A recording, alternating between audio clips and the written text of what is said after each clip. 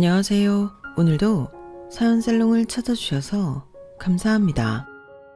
저는 울산에 살고 있는 할머니예요. 70대를 눈앞에 두고 있고요. 얼마 전 저는 동탄 신도시에 아파트 하나를 마련했는데요. 제 인생의 절반을 산 울산을 떠나자니 어째 잘 움직여지지가 않아 자꾸 올라가는 날짜를 미루고 있었어요. 그래도 제 인생의 마지막 변화다 생각하고 움직여 보려고 이삿날을 잡았네요. 혹시 제가 자녀가 없어서 집을 사두고 주지를 못하나 생각하시는 분들이 계실지도 모르겠어요. 전혀 아니에요.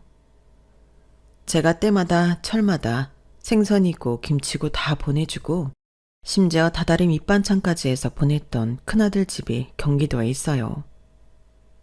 결혼한 지 몇 달 안 된 둘째는 제가 두 사람 회사랑 멀지 않은 데에 아담한 빌라 하나 해줬고요. 큰아들 내외가 제 아파트를 탐내기는 했어요. 하지만 말이에요.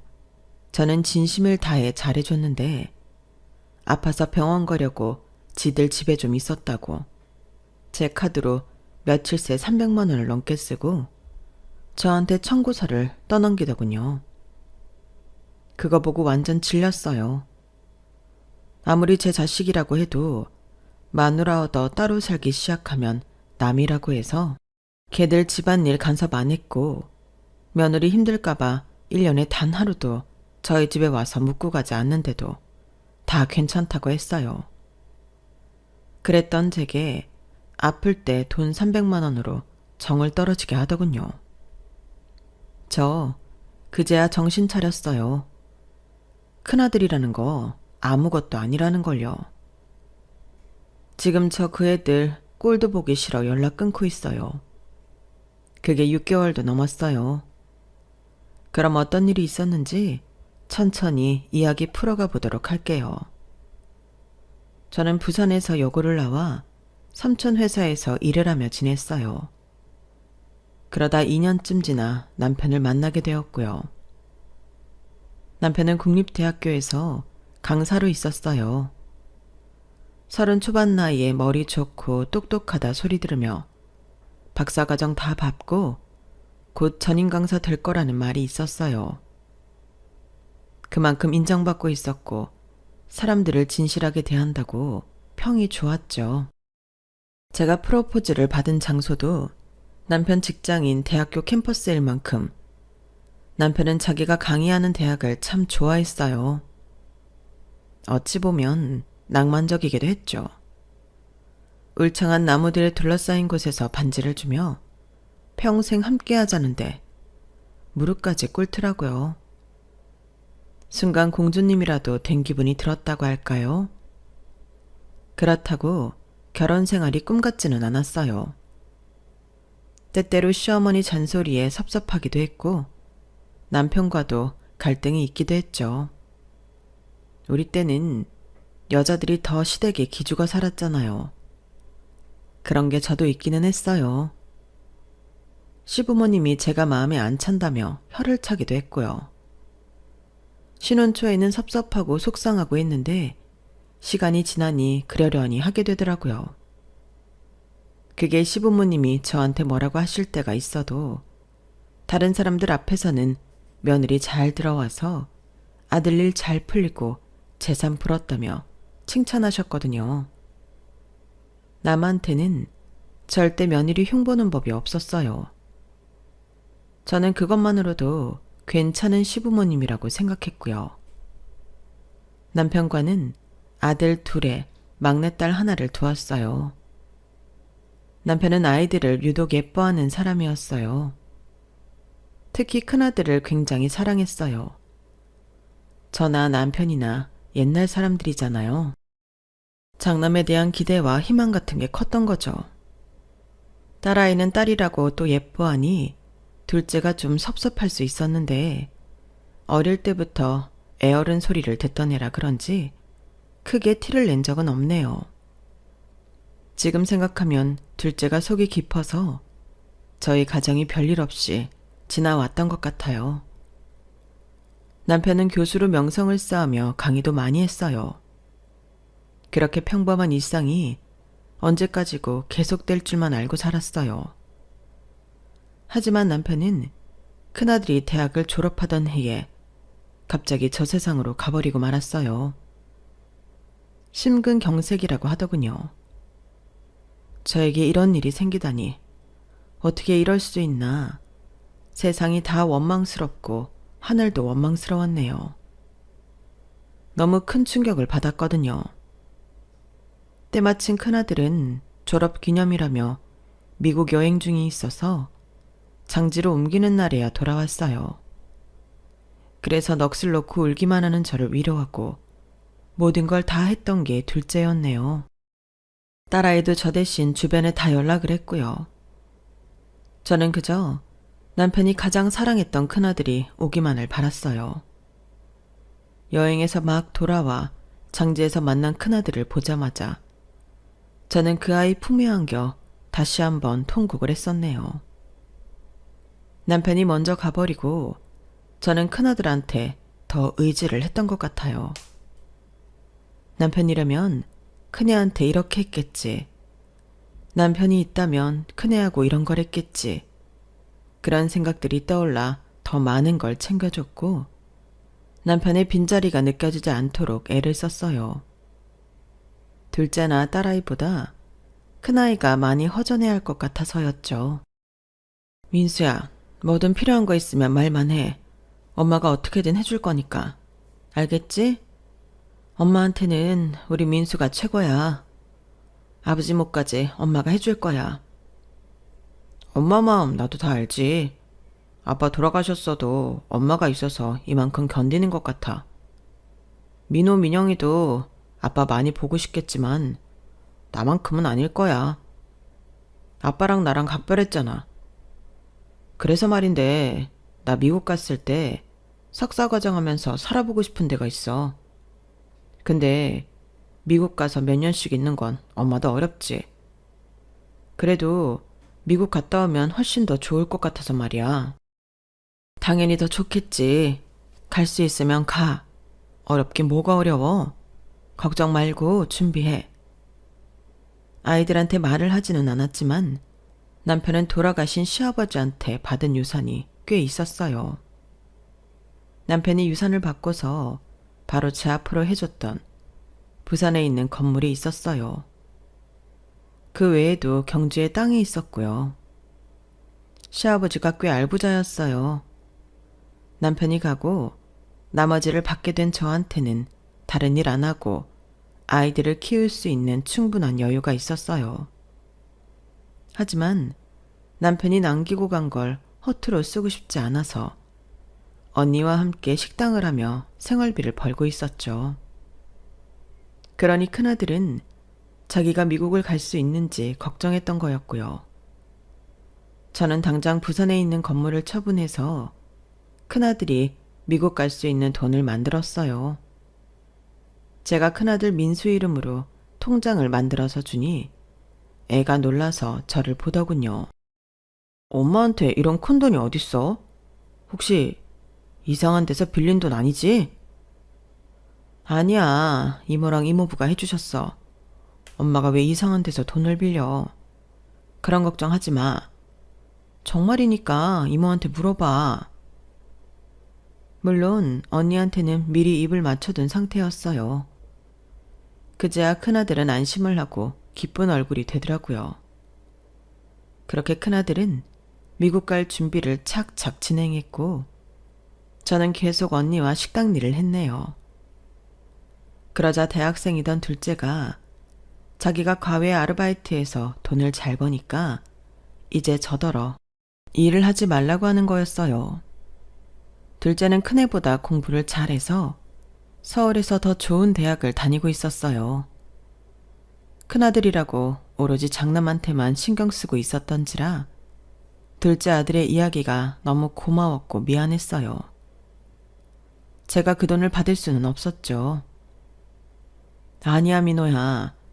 너는 형도 안 한 아르바이트 하며 공부하는데 네가 써야지. 엄마 걱정하지 마. 엄마는 오히려 나가서 있는 게 더 좋아. 집에만 있으면 그게 더 힘들어. 아빠 생각도 더 나고. 그러니까 엄마 신경 안 써도 돼. 민호 너 하고 싶은 거 다 하면서 써.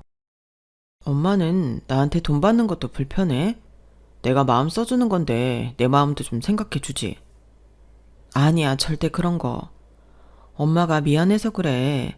우리 민호 혼자서 너무 잘하니까. 그게 미안해서 그래. 그래도 형이 주면 받았을 거잖아. 그제야 저는 둘째 아들이 꽤 상처를 받고 있다는 걸 알았어요. 그렇다고 제가 변한 건 아니었죠. 그저 그런 게 아니라고 열심히 설명하고 미안하다고만 했네요. 둘째한테도 잘해야지 하면서 자꾸 큰아들만 신경 쓰게 되는 게 어쩔 수 없더라고요. 딸아이도 저한테 둘째 오빠 신경 쓰라고 할 정도였지만요. 저도 안 그러려고 하는데도 자꾸 장남의 남편 모습까지 겹친다는 이유로 큰아들만 돌보게 되더라고요. 지금은 정말 많이 후회하고 있어요. 둘째는 그날 저한테 섭섭함을 표시한 후로 2번 다시 그런 말을 하지는 않았어요. 그리고 시간이 흘러 큰아들은 미국으로 가게 됐어요. 공항에서 출국장을 나가는 큰아들을 보며 얼마나 울었는지 몰라요.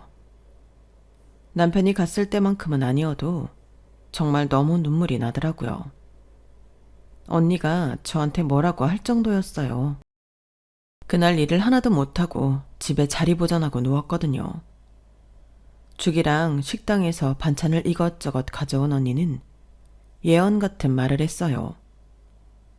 너 민수 끔찍하게 여기는 거 아는데 그렇다고 민호나 민영이 마음 아프게 하는 거 아니야. 너 이러는 거 그 애들이 어떨 것 같니? 이제 네 옆에 있는 애들 좀 돌아봐. 그리고 민수는 이제 미국 갔으니 지 알아서 하고 오게 내버려 두고. 너 나중에 더 나이 들어 봐라. 너한테 진짜 잘할 사람은 민호야. 민영이도 잘할 거고. 근데 민수는 모르겠다. 언니, 민수가 공부밖에 몰라서 그렇지. 걔도 마음 착한 애야. 지 아빠 사랑 많이 받은 애잖아. 큰 울타리인 아빠가 없어졌으니 어떡했어. 내가 그거 생각하면 너무 짠해서. 민호나 민영이보다 민수가 애틋했잖아. 하여간 너 민수 생각하는 건 진짜 못 말리겠다. 근데 그 울타리 민호도 민영이도 잃어버렸어. 너도 잃어버렸고. 제발 부탁이니 이제 너 자신부터 돌봐. 그리고 민호랑 민영이도 좀 생각하고. 식당은 당분간 안 나와도 돼. 사실 너 없이도 나 혼자 충분히 할 수 있어. 네가 대준 돈이 있잖아. 나오는 수익에서 그냥 네 목 챙기기만 해도 돼. 처음 언니가 식당을 할 때 자금이 부족해서 제가 돈을 대주고 같이 하자고 하며 시작한 거였거든요. 그냥 돈만 대주면 언니가 자존심 상할까 봐요. 규모는 작은 식당이었지만 고급 음식점으로 소문이 잘 나서 저녁 같은 경우는 예약만 받고 있었어요. 형부가 하는 사업이 어려울 때 시작한 일인데 이제 형부도 다시 재기해서 안정적으로 되었죠. 식당은 이제 정말 제가 없어도 되기는 했어요. 알았어. 그러면 매주 2번이고 3번이고 내가 나가는 날 정해줘.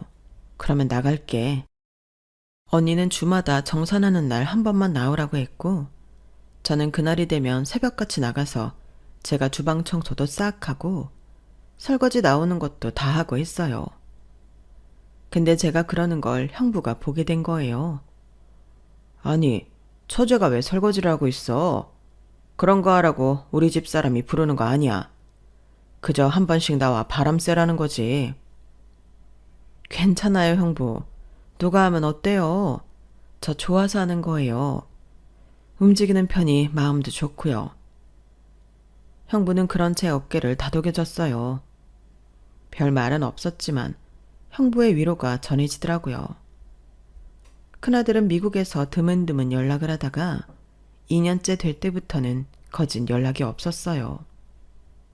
여름방학이면 집에 왔지만 친구들 만난다, 교수님 만난다.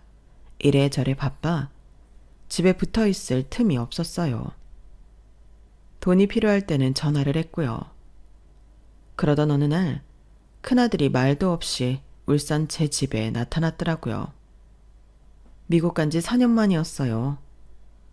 둘째 아들은 서울에서 직장을 다니고 있었고 딸아이도 서울에서 대학 졸업반이라 집에는 저 혼자였어요. 저는 너무 반가워 손을 잡고 끌어안고 좋아했어요. 이게 꿈이야 생시야? 우리 아들이 정말 왔네. 우리 민수가 왔어. 근데 어떻게 온 거야? 방학도 아닌데. 아, 나 이제 조금 있으면 졸업이라 학교 거의 안 가서 괜찮거든. 그보다도 엄마, 나 결혼하려고. 결혼? 결혼을 한다고? 아니, 그동안 연애도 했던 거야? 엄마한테는 이런 방구 없었잖아. 저는 민수가 거기서 죽어라 공부만 하는 줄 알았더니 그게 아니었나 보더라고요. 젊은 사람이 이성도 만나고 놀기도 하는 거 당연하다는 걸 알면서도 왜 그리 그 순간에는 섭섭하던지요. 게다가 그때 둘째가 여자친구라고 저한테 소개시켜준 사람이 있었어요. 보니까 결혼하고 싶어하는 눈치더라고요. 여자애도 괜찮은 것 같고 애가 좋다면 지 형보다 먼저 결혼한다고 해도 시켜야지. 그거라도 해달라는 대로 해줘야지 하고 있는데 갑자기 큰아들이 결혼 이야기를 불쑥 꺼내니 당황스럽더라고요. 그냥 만나다가 헤어질까봐 얘기 못했지. 사실 일일이 내 친구 관계 엄마한테 다 말할 수도 없잖아. 그리고 만난 지 그렇게 오래된 것도 아니야. 한 6개월? 근데 인연은 길게 만난다고 이어지는 게 아니라며. 내가 수희 만나고 그게 무슨 말인지 알았잖아. 진짜 나한테 잘하래야. 엄마도 보면 마음에 쏙 들걸? 아이고, 너만 받겠다고 하는 거 결혼 아니야.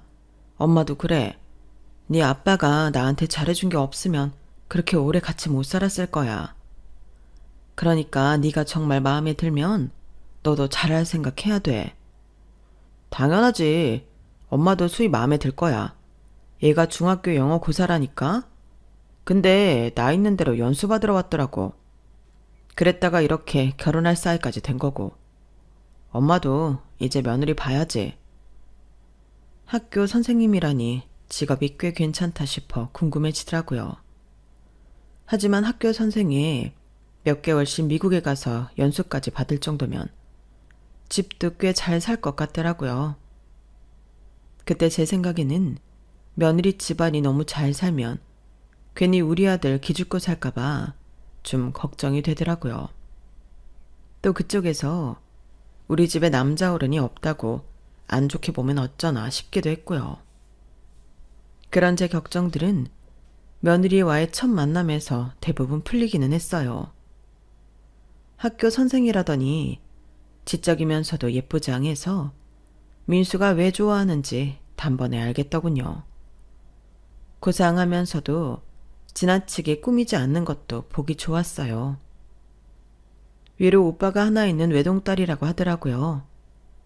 부모님이 오빠랑 같이 운동도 많이 시키고 피아노에 바이올린에 많은 걸 가르쳐 주셨다는데 그런 교양이 있는 점도 좋아 보였어요.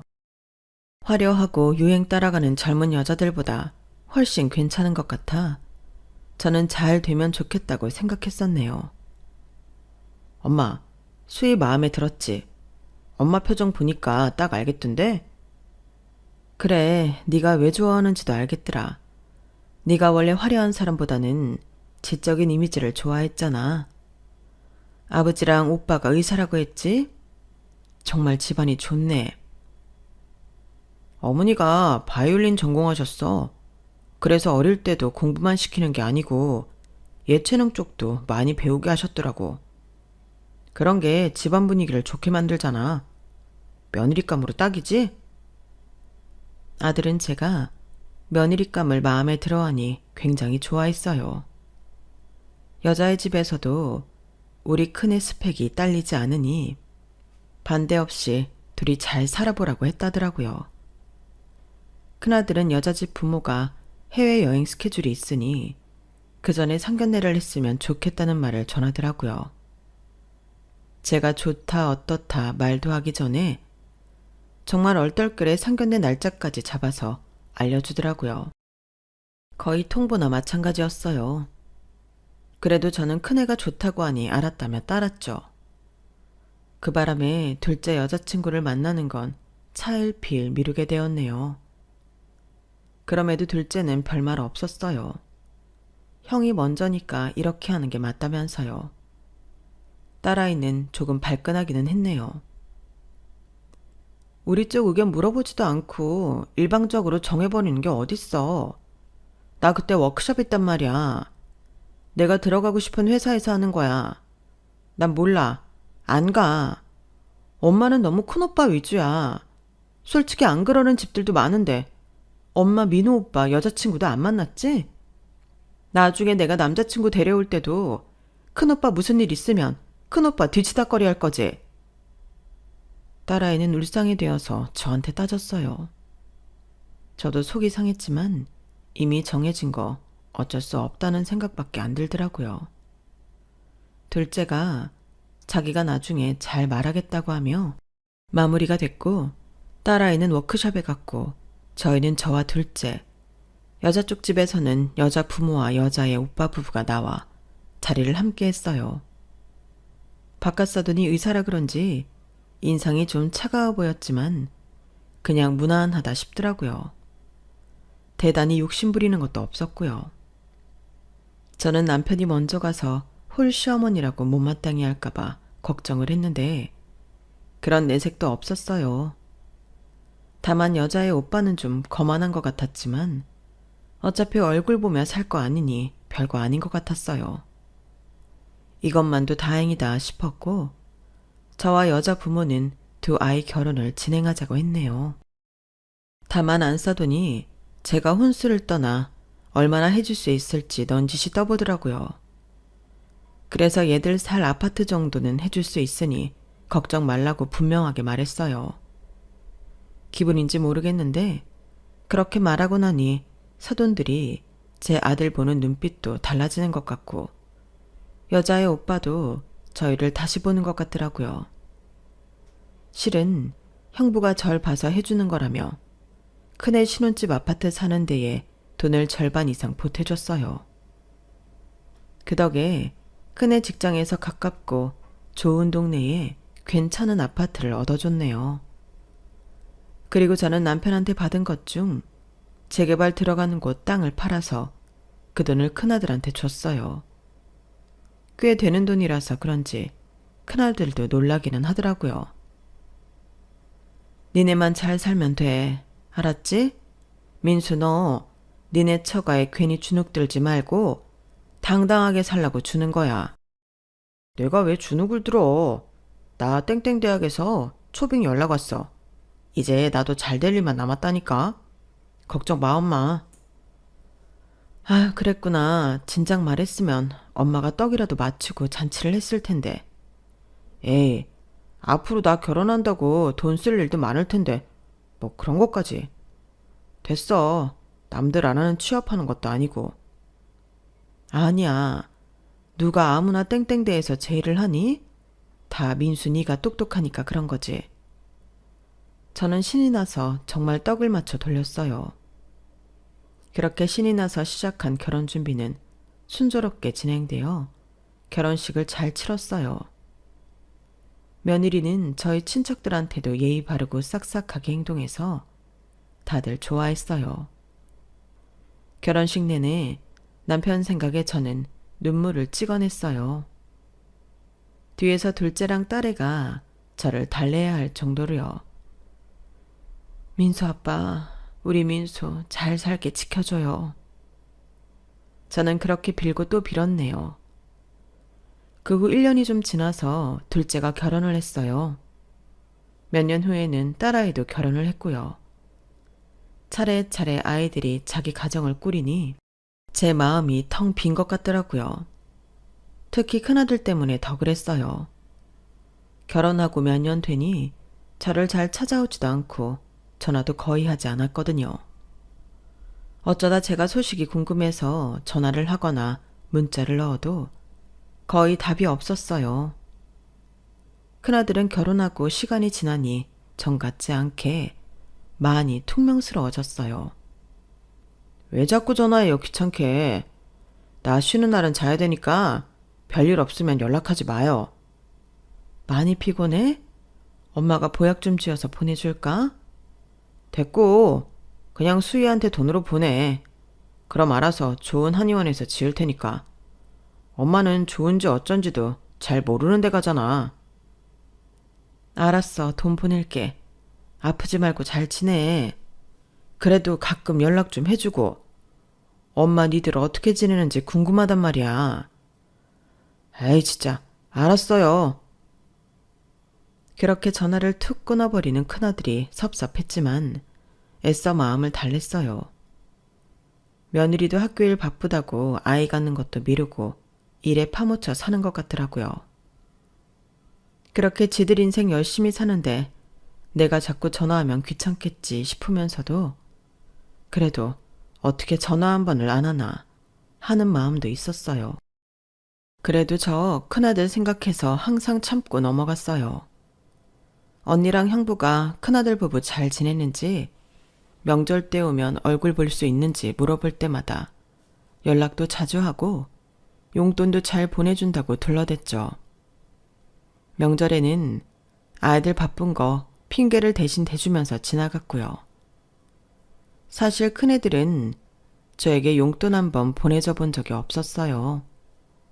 언니랑 형부는 한 번 찾아오지 않는 큰아들 부부한테 섭섭한 모양이더라고요. 그래서 제가 그만큼 더 잘하려고 애썼네요. 큰애 집의 절반 이상은 형부가 저 생각해서 보태주신 건데 그 사실을 알고서도 찾아오지 않으니 언니랑 형부는 섭섭할만 하죠. 저는 그래도 애들을 감싸고 저한테 잘하고 있고 언니 부부 못 만나서 미안하다고 한다고 변명했어요. 그러다가 제가 정말 속상했던 일이 있었는데 남편 제사 때문이었어요. 이번에 둘째 며느리가 아이를 가져서 입덧 때문에 음식을 할 수 없을 것 같길래 큰 며느리한테 부탁하는 문자를 보냈어요. 그런데 이틀이 지나도 문자를 확인도 안 했는지 영 소식이 없더라고요. 결국 저는 기다리다 못해 전화를 했어요. 그러자 3번 만에 전화를 받더라고요. 큰애야. 내 문자 못 봤니? 이번에 둘째가 입덧 때문에 제사 음식 준비를 못할 것 같아서 네가 좀 와서 해줄래? 아니 내가 할 테니 옆에서 도와만 다오. 어머니, 그이가 전화 안 드렸어요? 이번에 저희 오빠 정교수 돼서 그 기념으로 저희 다 같이 해외여행 가기로 했거든요. 이게 저희가 몇 달 전부터 준비했던 거라서요. 취소하기도 어렵고 이번만 아가씨네랑 서방님하고 같이 하시면 안 될까요? 아니, 아무리 그래도 네 시아버지 제사인데 그걸 빼고 네 오빠 일로 여행을 간다는 거야? 어머니, 저희도 이렇게 온 가족 여행 가는 거 잘 못해요. 그리고 아버님 제사는 매년 돌아오는 거잖아요. 어머님이 그렇게 말씀하시면 제 입장이 뭐가 돼요?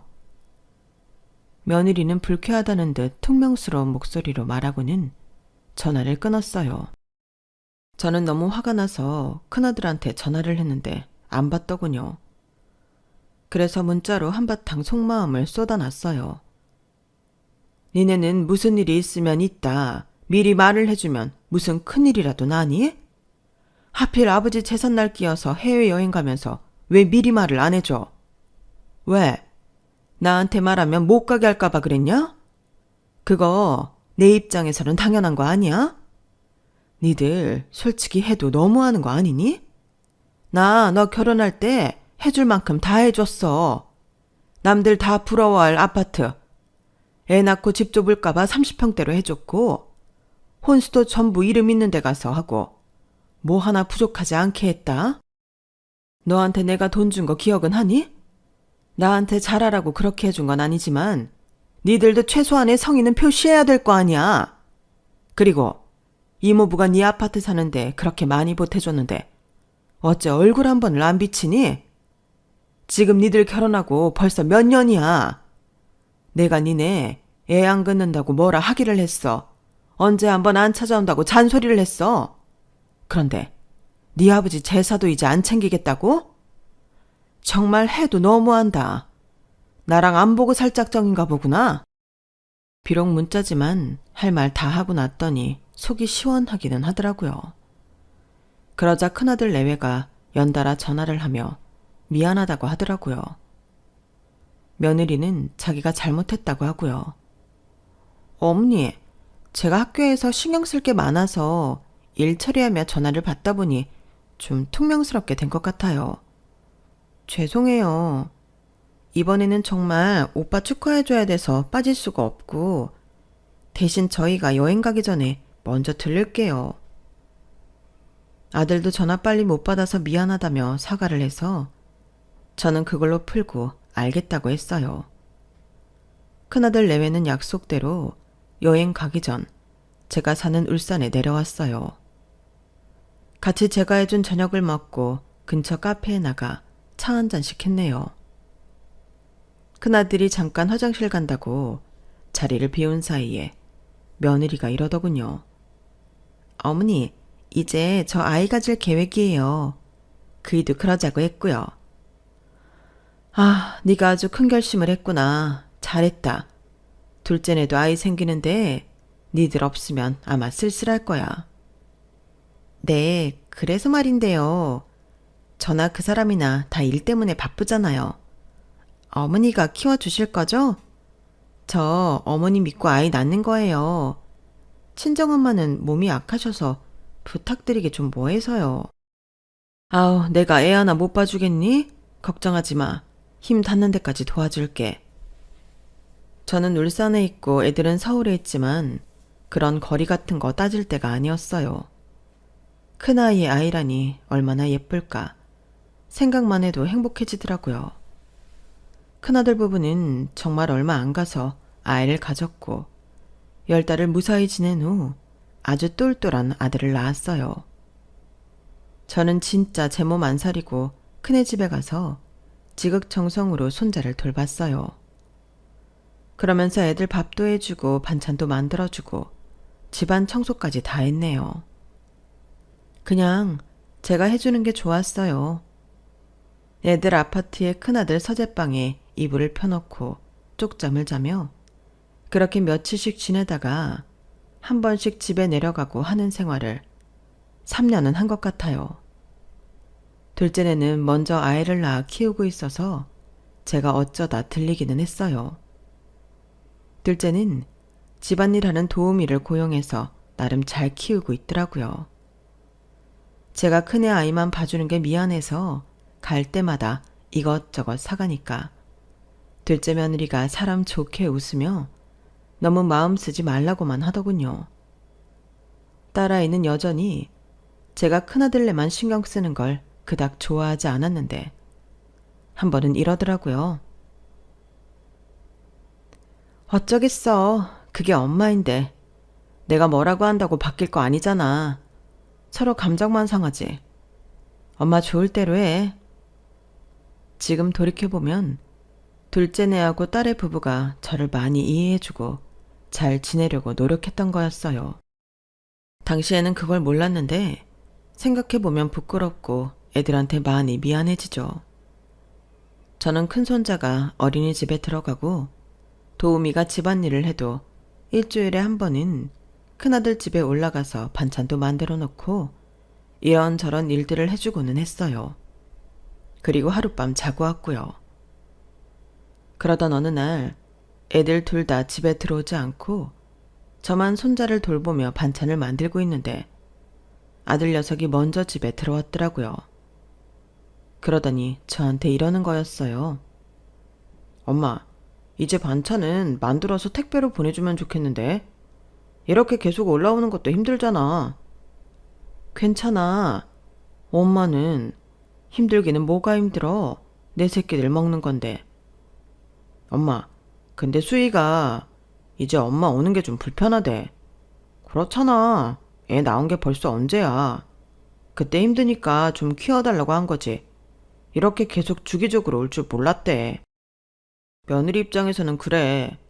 엄마 내 서재방에서 자다가 우리보다 먼저 일어나서 부엌에서 달그락거리는 것도 많이 신경 쓰이나 보더라고. 한참 잘 시간에 깨게 된다고. 그러니까 반찬 해줄 거면 이제 울산에서 해서 보내줘. 아니, 이제 애 건사할 수 있고 도움이 오니까 나더러는 오지 말라 그러는 거니? 내가 언제 돈 받고 했어? 니들 건강 생각해서 좋은 재료를 해먹이고 싶은 마음에 그러는 건데 좀 섭섭하다. 섭섭하기만 생각할 게 아니라 엄마가 이모부랑 같이 집 해준 것 때문에 말 못하고 있었는데 매형네가 이번에 한강 보이는 되게 좋은 아파트 이사 갔거든. 그것 때문에 수희가 생각이 많아. 우리는 계속 여기서 이러고 살아야 되냐고 하고. 지오빠랑 비교가 많이 되니까 속상한 것 같더라고. 그게 무슨 뜻이냐? 그러니까 이제 큰애 오빠네랑 맘먹는 집을 해줘야 된다는 거야? 아니 뭐 말이 그렇다는 거지. 그러니까 이제 오지 마요. 네? 솔직히 그동안도 애써 섭섭한 기색을 숨기고 있었지만 이제는 속상하더라고요. 저는 두말 않고 부엌을 나와 제 가방과 옷옷을 들고 큰아들 집에서 나왔어요. 그 후에 큰아들이 말하기를 이럴 줄 알았으면 오빠 의사친구 중에 골라서 결혼할 걸 그랬다는 둥 해서 좀 싸우기도 했나 보더라고요.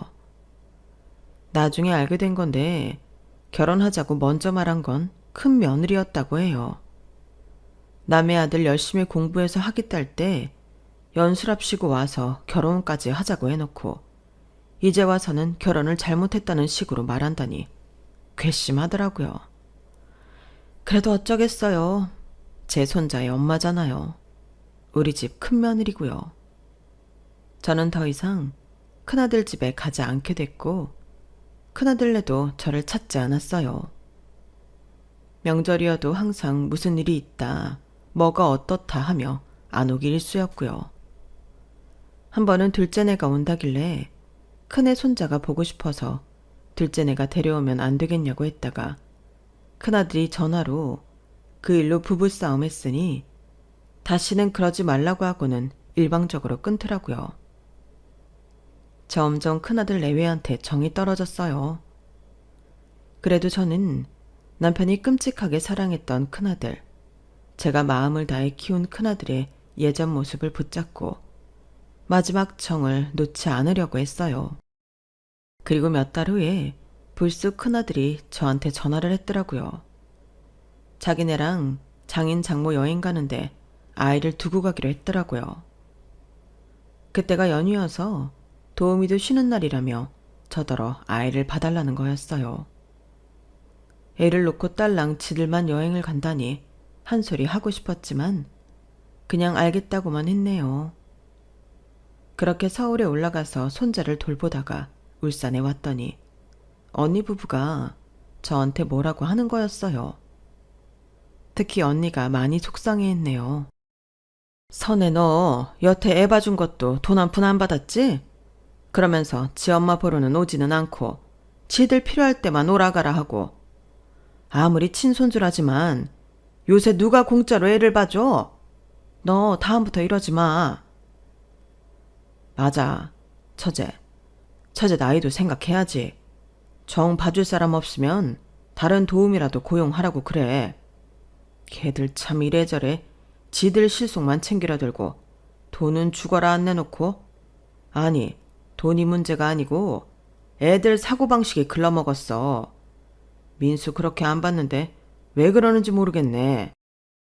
저도 이제는 점점 마음이 다치려고 하네요. 형부, 내가 그렇게 좋아하던 민수가 맞나 싶어요. 그렇다고 할머니가 돼서 내 손자 돌보며 시급 얼마 달라, 일당 얼마 달라 하기도 웃기고요. 얘 선혜야, 나도 우리 영훈이가 애 봐달라고 하면 일당 받아. 그런 말도 안 되는 생각 좀 하지 마. 그래도 우리 처제 저 진심은 언젠간 다 돌려받을 거야. 세상 이치가 그렇더라. 암, 그래야지.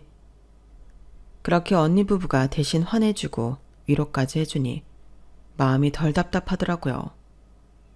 그런데 무슨 일인지 둘째네랑 딸내 부부가 저더러 여행을 가자고 하더라고요.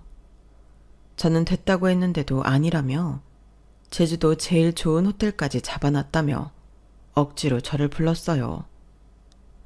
그렇게 둘째네 부부랑 손녀, 그리고 딸내 부부랑 외손자 외손녀와 함께 제주도에서 3박 4일을 재밌게 보냈어요. 그리고 제주도 공항을 가는데 큰며느리한테서 전화가 왔더라고요. 또 나를 부를 일 있나 싶어 받아봤더니 아니나 다를까 자기가 학교에서 교사 워크숍을 가는데 애를 봐달라는 거였어요. 제가 지금 제주도 공항이고 울산 가는 길이라 오늘 가기 힘들다니까 이런 말을 하더군요. 네, 알겠어요. 근데 어머니, 저희는 바쁘게 지내는데 어머니는 잘 놀러 다니시네요. 되게 편하고 좋아 보이세요. 이게 무슨 뜻인지 참. 큰며느리는 대야만 대할수록 정말 저랑 안 맞는다 싶었어요. 더는 같이 말 섞기 싫다는 생각까지 들어서 그날은 니들 알아서 하라고 하고 전화를 끊었어요. 그리고 얼마 안 가 제 몸에 이상이 발견됐어요. 정기검진을 했는데 위에 뭐가 보이는 게 있으니 큰 병원에 가서 일단 검사를 받아보라고 하더라고요. 저는 마음이 너무 황망해서 어찌해야 좋을지 몰랐어요. 형부가 지인 중에 큰 병원 연줄이 닿는 사람이 있다며 얼른 예약을 잡아줬어요. 근데 거기가 큰아들네 집하고 가깝더라고요. 딸애는 거기랑 반대 방향인 경기도에 살고 있고 둘째네는 강북이었어요. 게다가 둘째네도 장모가 아파서 병원을 다닌다고 거기 와 있어서 저까지 가면 애들이 너무 불편할 것 같더라고요. 병원도 차 타고 한참 가야 했고요. 그래서 큰아들한테 병원에 갈 일이 생겼으니 하루만 있겠다고 했어요. 그랬더니 잠깐 침묵하다가 알겠다고 하더라고요. 니네한테 뭐 해달라고 안 할 거야. 내가 쓸 건 내가 쓸 거니까 그런 줄 알고. 알았지? 요새 수희가 생활비 때문에 좀 예민하거든. 그러니까 엄마가 꼭 엄마 말대로 해주면 좋겠어. 저는 한숨을 쉬었어요. 그래도 제가 검사받을 게 있다고 하면 괜찮냐, 많이 안 좋냐는 말을 먼저 할 줄 알았는데 말이죠. 그때 이미 제 마음에는 큰아들 내외에 대한 가느다란 희망마저 사라졌던 것 같아요. 그렇게 제가 갔더니 어쩐 일인지 큰며느리가 집에 있더라고요. 학교가 시험이라 빨리 끝났다나요. 그러더니 저한테 이러는 거였어요. 어머니, 오시자마자 죄송하기는 한데 어머니 카드 먼저 주시겠어요? 어머니가 어머니 쓰실 거 어머니 걸로 하신다고 했으니까 그걸로 계산할게요. 저는 두말 않고 제 카드를 줬어요. 그리고 저녁거리 준비할 거 있으면 그것도 제 카드로 하라고 했죠. 그렇게 불편한 저녁을 얻어먹고서 다음날 병원에 갔더니 검사실 스케줄 때문에 몇 시간을 기다려야 한다더군요. 검사 받는 것도 받는 거지만 기다리는 것도 힘들잖아요. 그렇게 하루 종일 고되게 보내고 울산에 내려가려는데 큰아들이 문자를 보냈더라고요. 엄마 여기 계시는 동안 카드값 50만 원 나왔어요. 아니, 아무리 제가 먹을 거 써달라고 카드를 맡겼기로 어떻게 하룻밤에 50만 원이 나오나요? 그때까지 확인 안 했던 카드값 내역 문자를 봤더니 뭘 샀는지 한꺼번에 50만 원가량 결제된 게 있더라고요. 그런데 이것들이 제 카드 번호를 인터넷 쇼핑몰 쓰는데 등록을 해놨는지 다음 날에는 300만 원이 찍히는 거였어요. 비밀번호는 제가 늘 쓰던 게 있어서 큰아들이 알았을 테고요. 그리고 일주일 후 명세서를 받아본 저는 이가 갈렸어요. 돈을 전부 일시불로 해놓아서 카드값이 평소 나오던 거 빼고 365만 원이 나왔더라고요. 저는 그 시간으로 큰아들을 완전히 마음에서 떠나보냈어요. 그리고 침착하게 아들네 사는 동네 부동산 몇 군데에 전화를 걸어 큰아들네 사는 아파트를 급매로 내놓았어요. 그리고 둘째한테 이만저만해서 큰형 집을 내놓았고 네 전화번호를 연락처로 해놓았으니 니들이 집 파는 것 좀 대신 해달라고 했죠. 그리고 큰아들한테 문자를 보냈어요. 내가 검사 때문에 하루가 니네 집에서 잤다고 365만 원이라는 돈을 결제하다니 앞으로 너희 집에서 묵지 말라는 뜻으로 알겠다. 안 그래도 동탄 신도시에 아파트 하나 해놓은 게 있는데 내가 거기로 가서 있으면서 니네 신세는 다시는 안 지려고 한다. 그러자 1분도 안 돼서 큰아들놈한테 연락이 왔어요. 엄마, 이게 무슨 소리야? 동탄에 웬 아파트? 엄마한테 그런 돈이 있었어? 청약된 거야? 엄마 돈 있어. 내가 니들 결혼할 때마다 아빠 유산 주는 거라고 해서 남은 게 없는 줄 알았나 봐. 네 아빠 되게 야무진 사람이야. 나한테 따로 현금도 주고 서울에 건물도 주고 가셨어. 그리고 네 할아버지가 우리한테 꽤 많은 땅을 주셨거든. 그게 몇 년 전 도로난다고 해서 보상금 받고 이래저래 돈이 생겨서 그걸로 동탄 아파트 마련해뒀어. 그런 게 있었으면 진작 우리한테 말을 하지. 그럼 우리도 엄마한테 안 그랬지. 아, 나한테 받아낼 거 있으면 잘하고 아니면 푸대접하는 게 니들 하는 방식이니? 그리고 내가 왜 그걸 너한테 준다고 생각해? 그럼 나 안 주면 누굴 줘? 민호나 민영이 줄 거 아니잖아. 아니, 널 주니 둘째네를 주지. 그리고 지금은 나 아무한테도 줄 생각 없다. 그러니까 그렇게 알아. 그리고 제가 먼저 전화를 끊었어요. 그랬더니 정말 상상도 못할 일이 생겼는데요. 바로 큰아들 내외가 그 밤에 제가 있는 울산까지 내려왔다는 거였어요. 그렇게 올 수 있는데 여태 저를 외면했다는 것밖에 더 되겠어요? 정말 두 사람이 너무 괘씸하더라고요. 큰며느리는 그 냉정하던 애가 갑자기 살랑거리며 이러는 거였어요. 어머니, 저희 동탄 그 아파트 주세요. 동탄 거기 난리도 아니에요. 완전 신도시 잘 해놔서 앞으로도 장난 아닐 거라는데. 어머니가 그 연세에 거기서 혼자 사시면서 뭘 하시겠어요. 그러니까 저희한테 주세요. 왜 내가 거기 가면 안 된다는 거냐? 너 나한테 맡겨놨어? 나 여태 니네한테 해줄 만큼 해주고도 병원 때문에 하룻밤 자는 것도 365만 원 긁힌 사람이야. 내가 그런데 니네한테 그 아파트를 왜 주냐? 어머니, 그 365만 원 제가 낼게요. 제가 다 갚을 수 있어요. 갚는 건 당연한 거야. 그럼 먼저 돈부터 보내봐. 두 사람은 제가 이렇게 한 적 없어서인지 꽤 놀라더라고요. 아들은 며느리 재촉에 어영부영 핸드폰을 꺼내서 덜덜 떨리는 손으로 저한테 송금을 했어요. 저는 돈이 들어온 걸 확인하고서 이렇게 말했어요. 내가 365만 원 중에 한 5만 원어치는 먹었으려나? 그 돈은 돌려주지 않을 거다. 내가 내 손주라고 다른 친할머니들도 다 받는 월급 안 받으면서 키워줬잖아? 그러니 그 정도는 니들이 내도 된다고 봐. 그럼 됐으니 이제 그만들 가봐라. 엄마, 이대로 가라고? 동탄 아파트는 뭔 말을 해줘야지. 했잖아. 니들 못 준다고. 니네한테 안 준다고. 사람 말을 어디로 듣고 이래? 귓구녕 막혔어?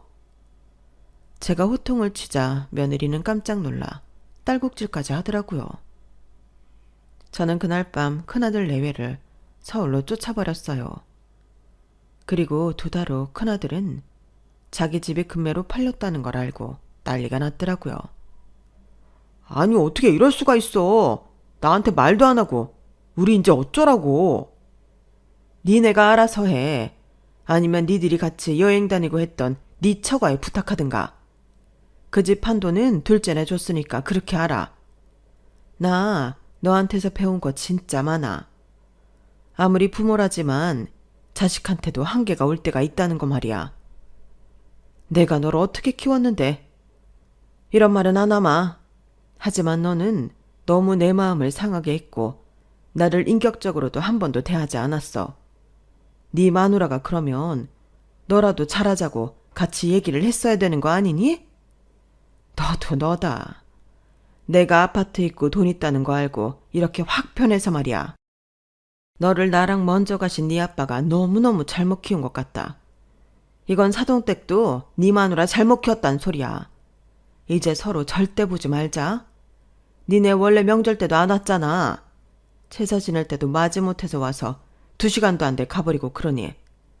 더는 나한테 엄마가 왜 이딴 소리 하지 말고 인연 끊자.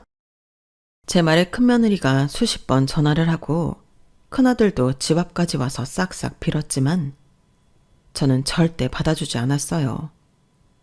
큰아들 내외가 집 앞에서 어떻게 자식한테 이럴 수 있냐고 큰 소리 내다가 지 이모부가 몽둥이 들고 쫓아와서 아주 혼비백산 도망갔다고 하더라고요.